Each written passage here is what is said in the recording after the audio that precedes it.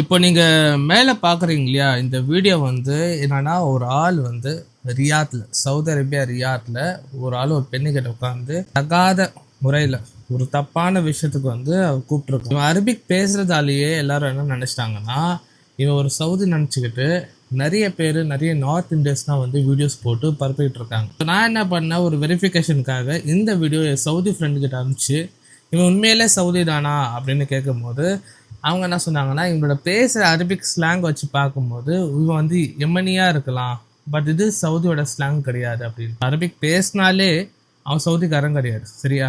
நிறைய கண்ட்ரிஸ் இருக்குது அரபிக் பேசுகிறது.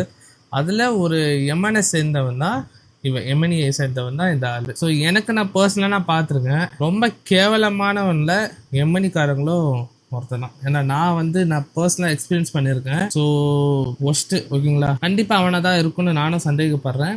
அண்ட் இது சவுதியில் நடந்திருக்கு, ஆனால் நடத்துனது எம்மணிக்காரன். ஸோ இந்த மாதிரி விஷயம் நீங்கள் இந்த மாதிரி உண்மையான விஷயத்த நீங்கள் தெரிஞ்சுக்கணும் விரும்புனீங்கன்னா மறக்காமல் சவுதி வாசி சேனலை ஃபாலோ பண்ணிட்டு பாருங்கள். அடுத்த நல்ல வீடியோவில் சந்திக்கிறேன். மறக்காமல் இந்த வீடியோ உங்கள் ஃப்ரெண்ட்ஸ்கிட்ட கூட ஷேர் பண்ணுங்கள். மேபி அவங்க தப்பாக நினச்சிக்கலாம் இல்லையா?